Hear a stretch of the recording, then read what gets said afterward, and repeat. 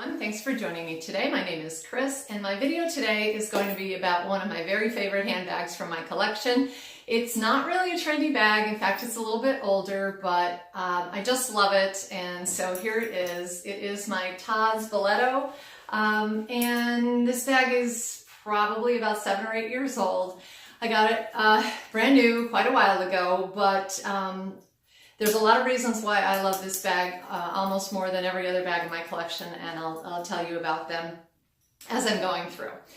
So the bag itself is called the D Styling bag. It was patterned after a similar bag that was the D bag that was named after Princess Diana. She was known for carrying the original D bag, and then they did this version in about 2010, 2011, somewhere around there, and they called it the D Styling bag. So they updated the style a little bit with these broader details here and some of the trim that they have. These chaps right here are much bigger on this version of the bag than on the original bag, and they changed a couple of the details too. So the first time I saw this bag, I was reading an InStyle magazine. I saw the advertisement, fell in love with the bag instantly. Couldn't wait to get it, although at that time it was pretty expensive. Nowadays it kind of seems pretty reasonable, but back then they were almost $1,700 or so, give or take. And there were a lot of handbags out there that you could still get for around the $1,000 mark. So this one was considerably more expensive than most, and I had to save up for it. I wanted to get the right one, I wanted to get the right color, and I wanted to pay the right price. So it took me a little while to get it, but I did eventually get it brand new.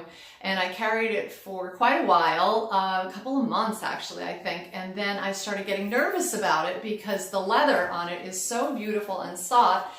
And I started to think, well, maybe I'm going to ruin it, I'm going to stain it, I'm going to scratch it. And after that, I kind of put it aside because I was afraid of ruining it, which is really silly in retrospect because you look at all these beautiful bags and I think to myself, what is the point of them if you're not going to use them? So I pulled it back out of hiding, and I have been using it for the past couple of weeks, and I fell back in love with it. And I can't tell you how much I've really been enjoying this bag. So there's a little backstory that goes with it. Like I said, I was reading InStyle magazine, I saw the bag, and I just fell in love with it. And the reason was, it immediately reminded me of a story from my childhood. I was about 3 years old. We had an elderly relative. My mother used to have to go and take care of him from time to time. And since I wasn't in school, she would take me with her. But he did not have any toys or anything like that in his house. There was nothing for me to do while I was waiting for my mother. And so she used to let me play with her handbag. And I would open and close it. I would carry it around, pretend I was a grown-up lady. I would take her wallet in and out and pretend that the money was mine and I was going shopping. And I had so much fun playing make-believe with that bag that as soon as I saw this, there was something about it that reminded me of the bag that my mother had when I was younger. And I just knew I had to have it. So I went shopping, and obviously I got this one. It did come in a couple different colors. There was black and beige, and I think there might have been a white. There might have even been some more crazy colors like some cobalt blues and things like that. But the grays and the beiges were pretty popular. It also came in a tote bag style. This one is not the tote bag, obviously. This is the satchel. So this was my preference. But now I'll give you a walk through, a tour of the bag so you can really get a good look at it. So obviously it's a top handle bag. It does have a nice long drop here of about 6 inches, and the bag itself is about 13 inches wide. But this is the smaller size. It's called the Bauletto Piccolo. So I would imagine it came in a slightly bigger size as well. Just from the word piccolo, I believe it means small in Italian. Correct me if I'm wrong. But you can carry it on the shoulder because it does include a shoulder strap right here. And I don't really carry it much on my shoulder unless I need my hands free, and I'll just pop it on my shoulder and then take it back off. Most of the time I just have the strap dangling, and the way the strap connects to the bag, there is this little push hook here. And there's D-rings, one on this side and then one on the other side, on the opposite side, and you just connect your strap that way, and then it either can be used as a shoulder bag. I suppose you could do it as a crossbody bag too if you'd like to, although I believe it's a little bit large for that. Or you could just carry it as an arm bag or as a handbag. But In any case, it is very roomy, and it is of a very soft leather. So the leather is actually very, very beautiful. It feels real soft, it's real smushy, and you can see as I'm handling it that it just kind of squishes up.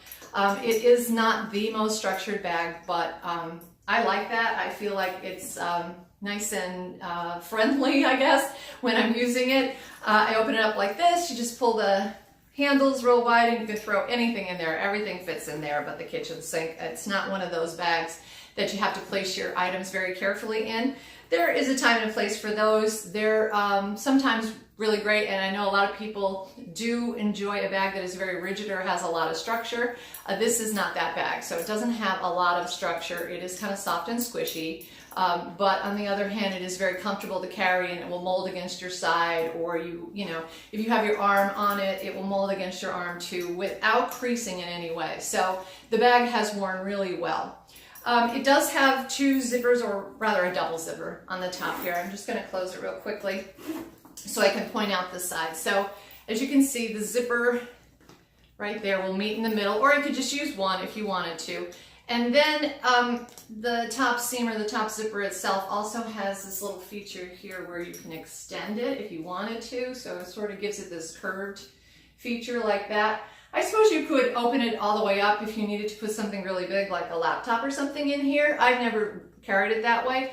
I always keep these ends folded and clipped, and the way you clip them is just this turn lock right here. There's some very nice hardware with Todd's on it, and you just thread through that little turn key right there and just turn it. There's this little leather tab to give it a little extra detail.